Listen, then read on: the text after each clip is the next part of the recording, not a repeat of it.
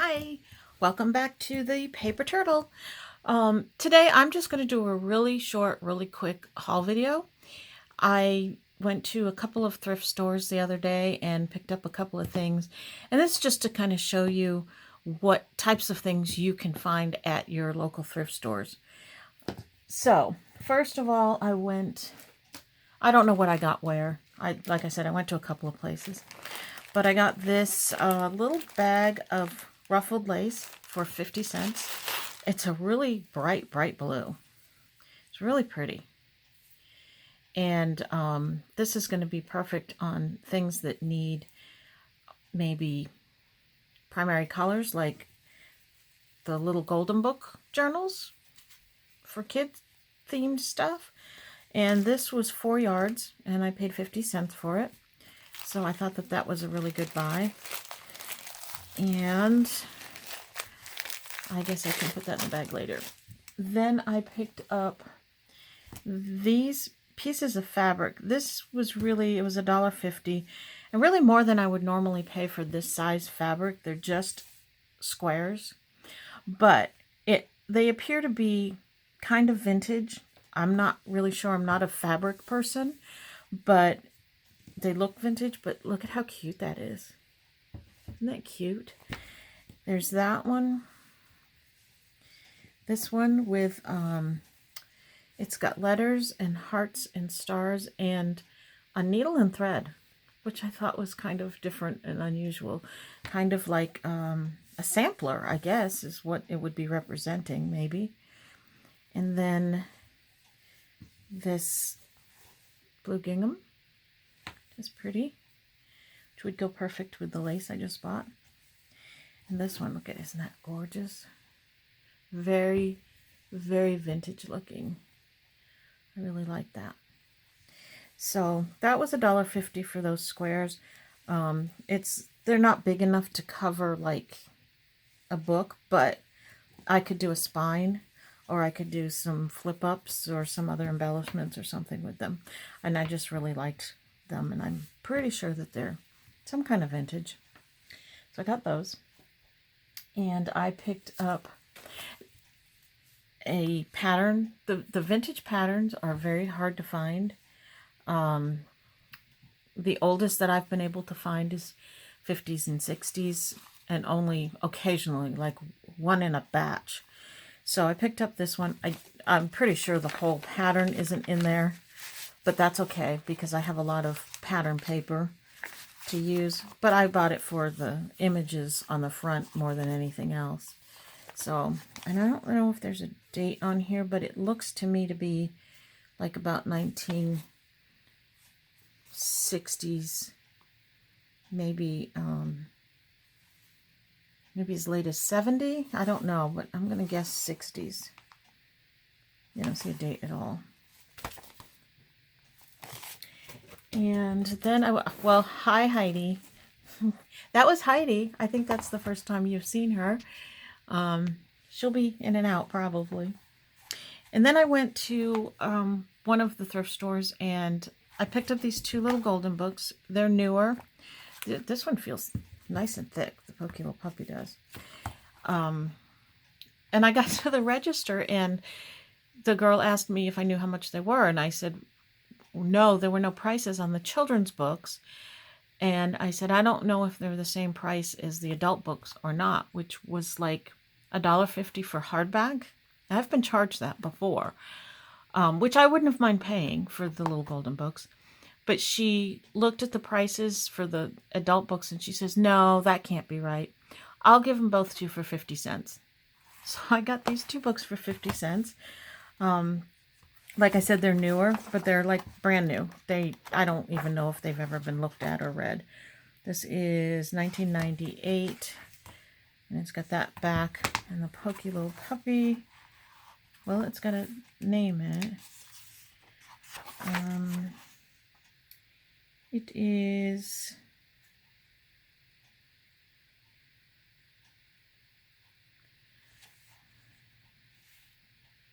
This is a commemorative facsimile edition, published on the occasion of the 50th anniversary of Little Golden Books. and it's originally dated as 1942. So this must have been in 1992. And like I said, this is a thick book, and I don't know why it's so thick, but I don't know, it looks like the original story. But this is a very different back. Maybe that was the anniversary edition. I thought that was very cute. And then that back. So it was 50 cents for 2 of those. And I picked up this book. This is not anything special or valuable, but I liked the cover with all the books on it. I really liked that. So that's why I bought it. I'm going to take this apart, and it's not a very well made book because it's already a little bit loose. So I don't feel too bad taking that apart. Maybe I'll read it first. I don't know. I'm not sure what the story is about, but I just liked the cover. I think that was the same place I got the Poke Little Puppies, or maybe not. Maybe $1, $1.50. I don't know. And then the last thing that I got, which I wasn't even really sure what this was. It's something that's Japanese. Let me see. You can see that label there. There's 4 rolls in here. This was the tag that was on it. Have no idea what any of that means or says. But I opened it up, and it is like, kind of like craft paper. So I think it maybe was wrapping paper. So it's just kind of, I don't know, it's different. It's unique. So I bought it, and there's 4 colors here. This blue, there's an orangey color, a green, and a purple. So I'm sure that I can find a use for that. And even though I tore this tag, I'm going to keep it. There's obviously no dates on this, so I have no idea. Maybe there's a date. I don't know. But I thought it was a unique find. There's instructions on the back. It looks like to wrap a package. Let's see if you can see any of that at all. And so I think that it's just like wrapping paper. Well, there's a barcode, so it's not too old. Oh, made in Korea, it says. I don't know if that writing is Korean or not. But I just thought it was different, so I picked that up. And that was it. That's a real quick thrift store shopping. But that's about all I get on each trip. Each store, maybe I get 1 or 2, 3 things.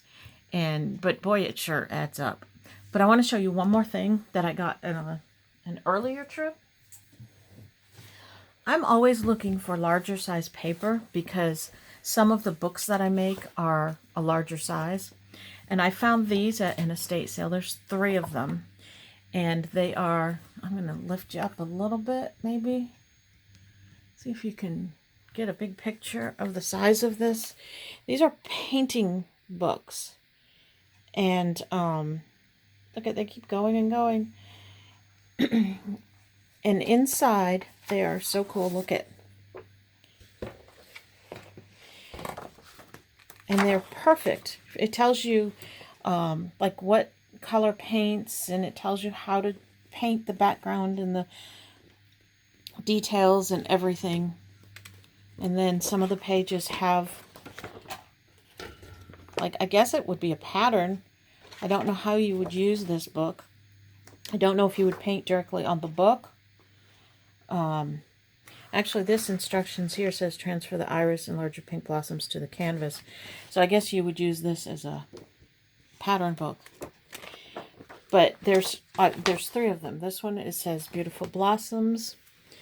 This one is The Sky's the Limit, and this is like landscapes and stills.